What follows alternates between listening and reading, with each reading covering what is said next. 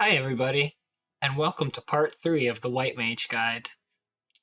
Now, in the other two parts, I'm going to put the card up because it's important to have the context of the gear and equip sets and development, and I explain the spells and pretty much everything involved in the job that I can think of. In this part, however, we're actually going to go over some field examples. So, in this particular example, we're fighting Alexander, one of my favorite musics in the game. And things seem like they're going well. Everybody's buffed up. Damage is being done 20%, a little bit of time in. But some things that you'll know as you heal is things don't always go according to plan. And mechanics aside, let's take a look.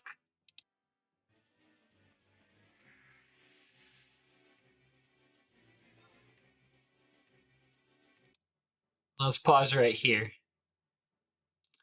This part is essentially one of the moves that he does that completely dispels everything and zeroes out MP. And I wanted to use this as an example that sometimes you run out of MP, even if in a normal battle situation, and even if you have the pants and everything's working really well. There are ways to mitigate this by bringing, elixirs, and also using benediction when you're mastered will give you 20% of your MP back. But this can be a challenging situation to deal with if you're not prepared.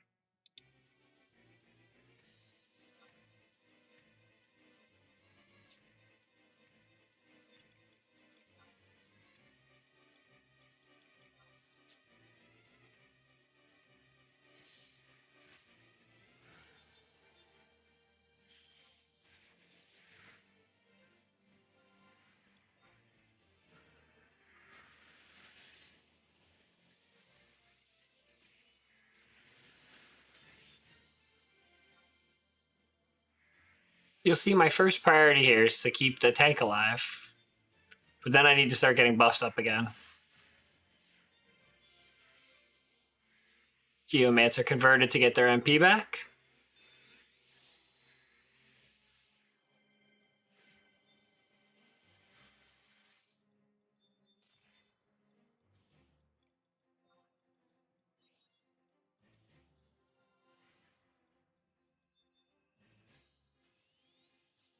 Petrification. At this point, that needs to be addressed immediately.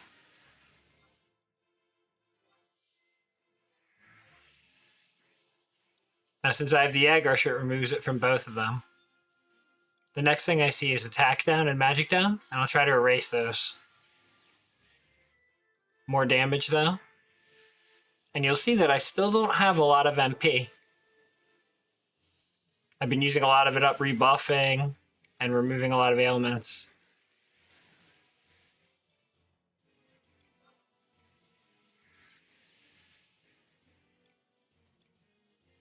Back to erasing.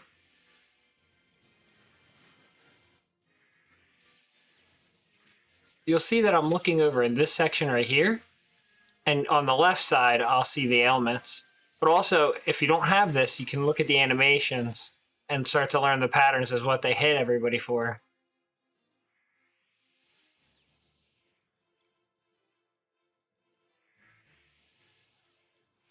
I see lots of things needing to be erased, and then, boop, I lose all my MP again.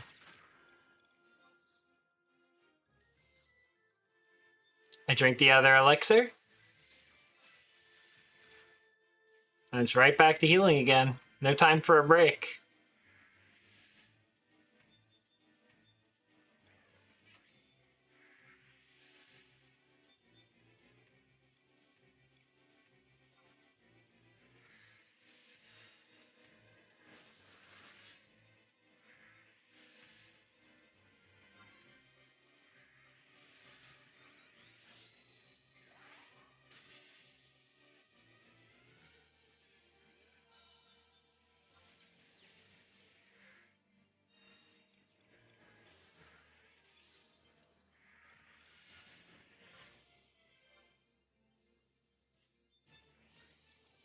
At that point, I probably should have gotten silence a little sooner.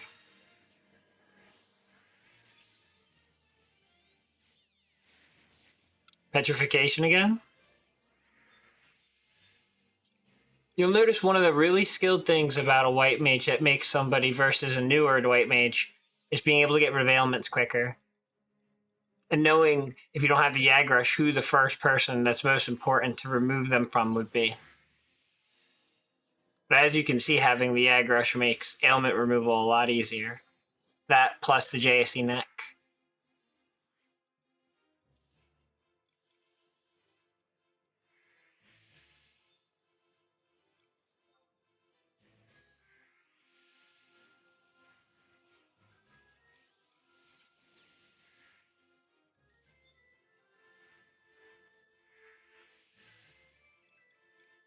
But if you're on your toes and you have extra tools to save your MP, you'd be impressed what you'd be able to accomplish.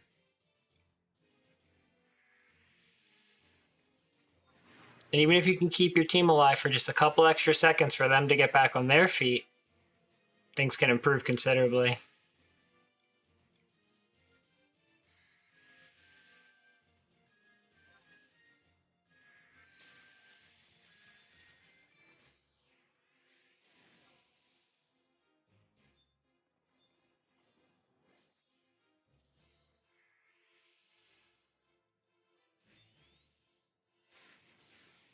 Petrification again. Doesn't always hit everybody.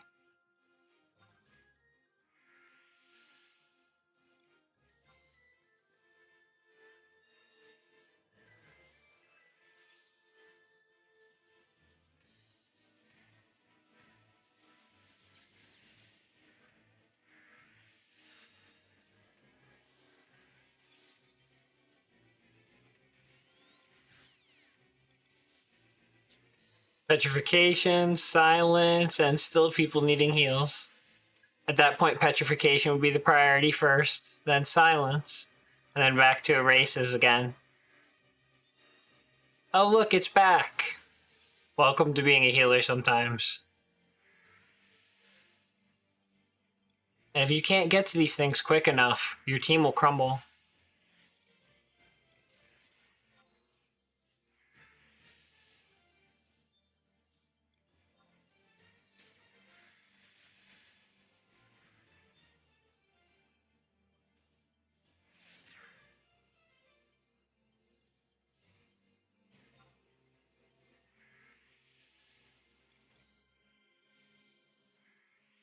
Just trying to keep all the ailments erased, like accuracy down, magic attack down, defense down, magic defense down. Pretty much has access to all of them. And mechanics aside, sometimes you'll find yourself in a situation where you need to heal an incredibly difficult thing. If it seems winnable, don't give up until the end. Even if it might take longer than you had originally expected.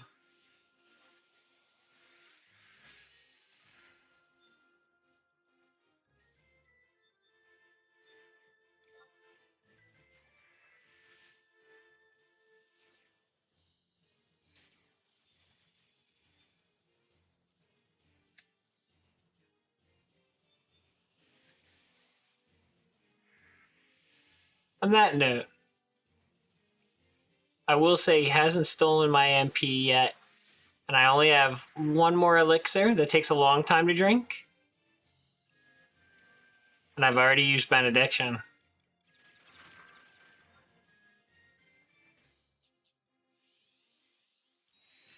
And there's it. Hopefully I get that elixir off in time and nobody dies, right? But I got hit and it got interrupted. So I'm trying again. The high elixir takes a lot longer to drink. So Vile Elixir and Vile Elixir +1 are much better to go for first.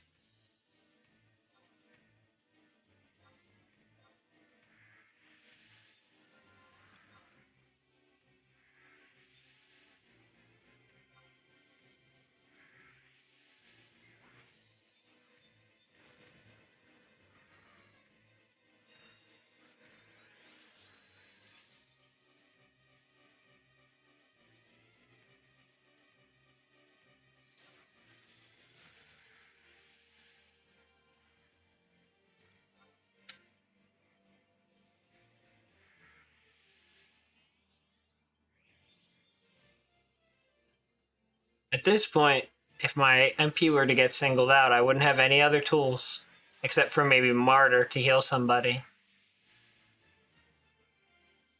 But at the same note, he's more than near death.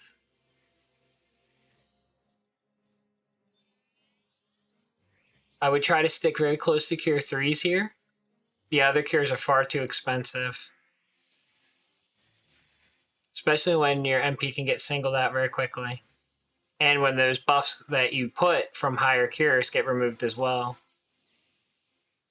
More silence, more races necessary.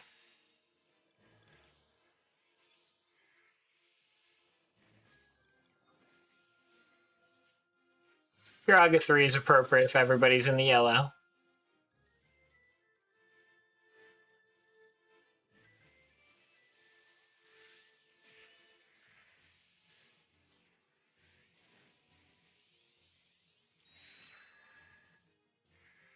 Stun, accuracy, petrification. Petrification first, then paralyze, then silence. Virus, then other things.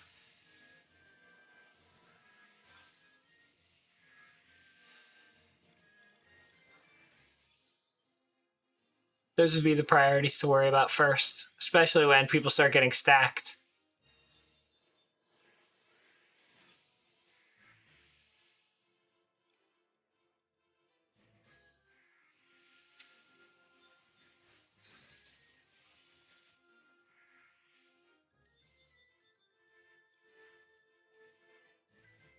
And just like that, you can still win. Now, don't get me wrong. Not every single fight is that difficult.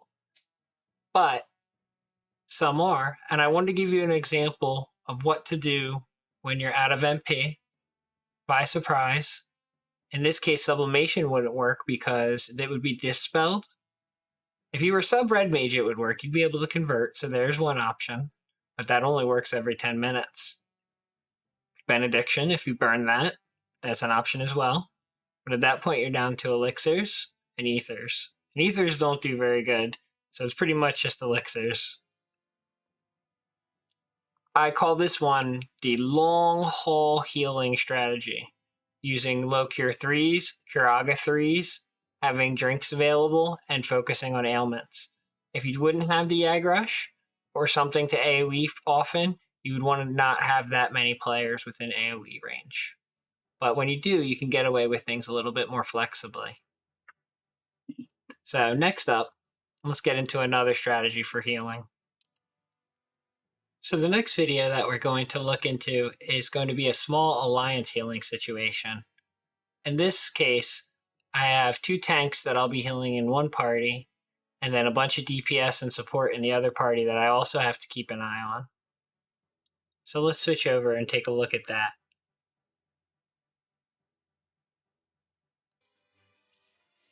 When a tank goes to grab everything is the most vulnerable time as they set up. You're going to want to make sure you target them as quickly as you can in position and get good cures off. My other tank, however, is paralyzed and petrified. I'm doing double and triple duty in this case. The best I can do is keep the tanks alive first, and then keep the DPSs alive as I know that the tanks are stable. I try to position myself in between both tanks so that I can access them, but not get hit by the monsters at the same time. They managed to get the first Archangel down. That's a good sign. I see my one tank needs a lot of help, so I try to get a big cure on them to buy a couple seconds. Divine Seal cure 6 Stone Skin, which you see marked here for a moment or two. At that point, I feel confident that I can keep an eye on the second tank. As they fight, they Elvan. I put a big cure on him, and then I move back to my other tank. I also have to keep an eye on my other DPSs here as their health drops.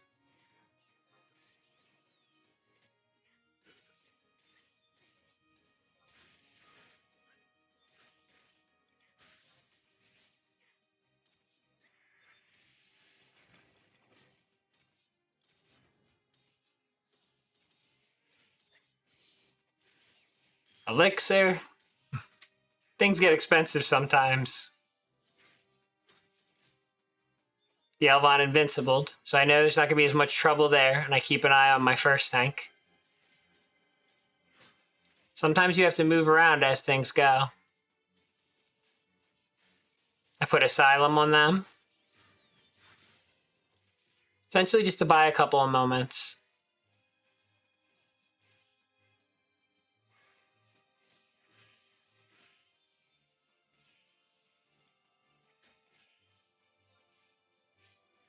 Now the Mithra has an AoE Sleep Axe, so I'm going to need to be snappy about this. I should be having Sublimation going, and that's a misplay on my part. My first tank took heavy damage, I need to try to save them. Hit them with Martyr. I wasn't sure if they would live long enough for a cure. Secondary follow-up cure.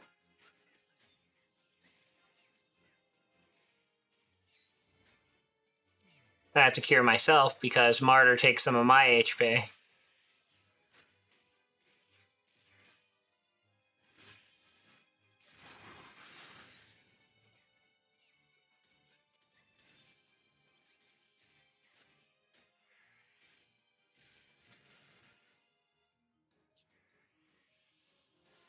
At that point, I'm feeling a little bit more confident as we're down to the last two Archangels.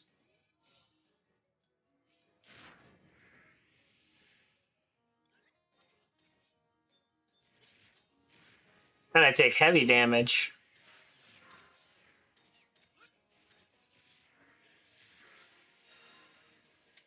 At that point, I try to unbind myself first to get myself out of the AoE range.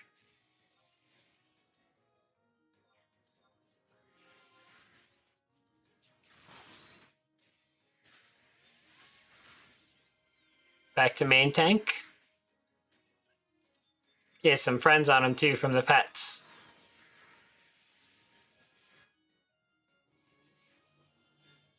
Bound again.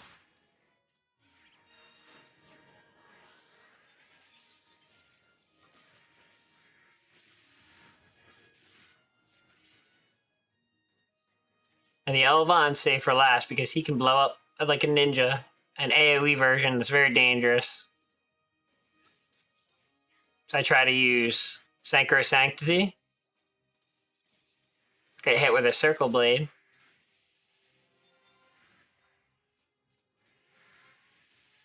Looks like Forgotten Moon is taking a lot of damage.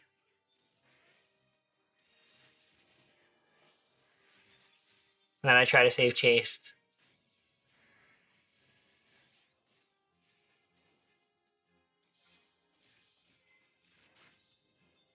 That didn't work. Sometimes people take too much damage and you can't save them in time. Tanks have to be the priority, though. And win. Lots of earring drops that run. That was a fun one for sure.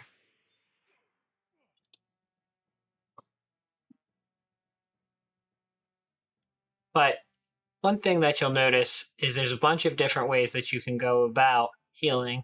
Sometimes you find yourself healing for more than 5 other players. Sometimes you'll find yourself healing for 17 other players. That's not a fun time. But if it's possible and you feel confident enough to try, sometimes it's the only option you have. You always got to make sure you watch your MP pool. I have emergency options like elixirs and things to drink, a sublimation charge ready, or a convert charge. There's certain ways to go that you can go about it depending upon your style, but as long as you're aware and you keep watching your positioning and focusing on your primary opportunities, you'd be surprised what you could survive. And that said, let's move into the next video. Ah, yes, Vinipada. Vinipada is a difficult one. A lot of times I call him the most difficult white mage fight. And we're going to see why. I don't have the battle music for this one, unfortunately, saved. I was very forgetful to keep my sound on a lot of times back early in the channel. But with this, you'll see that I try to keep my positioning away so that I can't get hit by as many AoEs. I try to keep bind and curse and Well, you can't get zombie off of people, but the key moment you'll see here is Doom, and it's a 5-tick Doom. The most important people to keep it off of would be your DPSs in this case. It's unusually a time. We're going to pause right here. This is where it hits, and you'll see that it doesn't hit the bard. It doesn't hit me. I'm out of range, thank God, and so is the bard. But it does hit the red mage. It does hit the monk and the samurai, and it probably hits the tank. There's a long story as to why the tank is out of the party. We were supposed to have a 7th, but they didn't have a turbulence. That's a whole nother story. But I would, at this point, heal the blunt DPS first because they can do the most damage on an undead monster, and they're the first priority. But I do have the aggro, so we'll try to AoE target those people. I move first. Curse goes off of the samurai first. I do get curse off of the monk then, but I was unable to save the red mage in time. Back to healing the main DPSs. And in this case, I did land Banish and Dia in the beginning to help with the damage against an undead target. Paralyze and curse is also something you gotta worry about. But had I not gotten rid of those curses, this fight would have already been over. Or the Doom. And you have to be snappy, and you have to have a curseness set with a high enough chance to get it off within a couple casts. It's not an easy thing to accomplish, both having the gear and the awareness of when to time it. But you get the win if you get the timing right.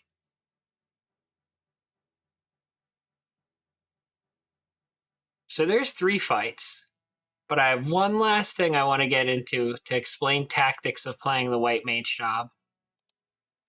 So for this final one, I want to get into some of the hardest healing I've ever done. And sometimes when everything starts to fall apart and how you can't give up. So let's get into that a little bit. Now, I won't get into this entire video, but we are going to talk about an important moment here.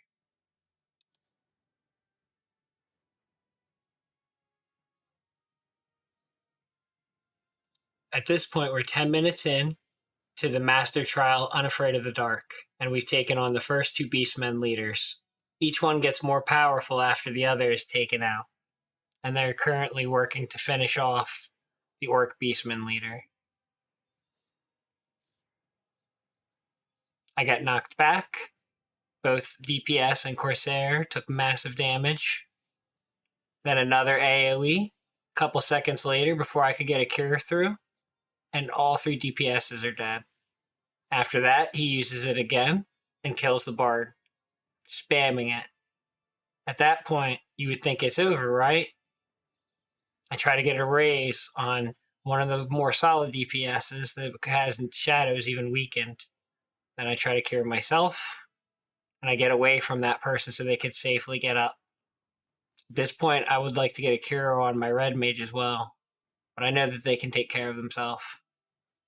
So I try to get myself in position to take as little damage as possible, and hopefully the red mage can either get a sleep off or a bind on these guys so that we can buy ourselves some time.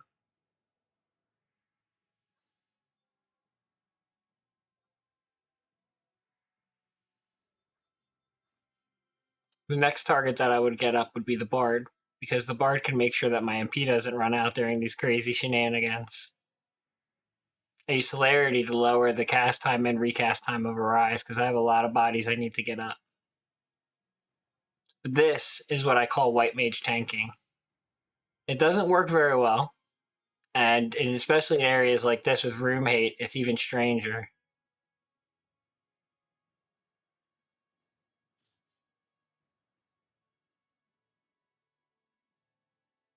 But you can turn a lose back into a win with quick thinking. You'll see that the red mage does land a bind occasionally, and I am able to run away and get another person up. It's hard though. This is some of the hardest content in the game.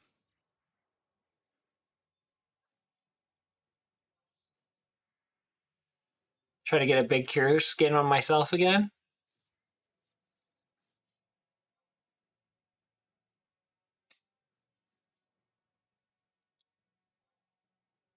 Now they're both hitting me again.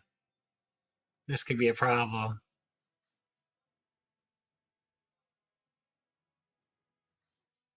And I'm dead. So I would think that the battle will be over at this point. But the red mage winds up taking very quick thinking. And I'm able to get up. And the bard winds up sleeping them. And it buys us just enough time. So even with the best healing, you won't always be able to win unless you have good teammates that you can rely on. And don't give up either. Particularly in the battle.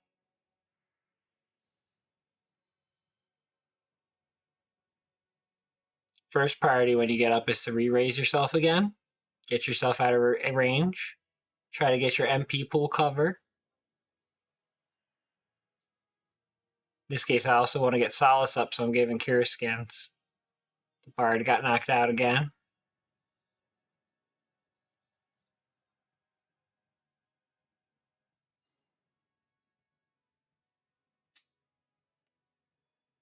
Now, I'll spare you the details of the crazy cameras and raises, and let's jump to the end. We took the Shadow Lord on instead of the Orc, because he was just hitting way too hard while the Shadow Lord was getting away with a lot of stuff.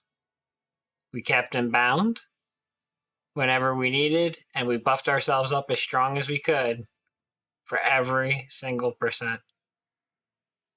And DOTs like Poison and others would slowly chip away at him as well, because he was incredibly dangerous in the end. We had a similar run where we got down to the Quedov, which had a similar lethal attack. And I would imagine so with the Yagudo, once the other two are dead. But it was a win. Now, granted, I do have this video on YouTube, which I could put a card up for if you want to see the entire thing. But these battles would be things that I consider to be the most important and difficult and challenging battles that healing can truly make the difference between a win and a loss. And there's not some code that you would be able to do or some Lua that you'd be able to write that would be able to overcome these types of human IQ level in battle thinking decisions that can turn, when things go south into a win still, especially when AoEs that hit over 2,000 damage are being used every 3 seconds. But thank you guys so much for watching this series. I wanted to keep this last one short and sweet and get right to the important details. If you can learn the tactics that you see used in these videos, you'll very, very rarely have a problem on healer. At some point, you might even have strong enough tanks and players that you barely even have to heal, and it's very boring. A lot of battles will wind up being like that. But the hardest battles, where you need to be focused every single second, and every ailment you remove and every cure is critical and can prevent a literal loss. So, guys, thank you so much for watching all this, and I hope that you guys give healing a chance, even if it's something that you're scared of. It's definitely challenging, but it's also very rewarding. Coming next, my next videos I plan to do are going to be a little bit of a change of pace for everybody. I don't have a guide lined up next, but I want to talk about what we're going to see in the January update for the new story plot, The Voracious Resurgence. Some people already may know who are in my Discord what I'm talking about specifically, but it's going to be a very spoiler-filled conversation about what Final Fantasy XI story has been up to in 2020 up to now, up to 2023. So thank you so much, everybody, and I'll see you next time. Take care.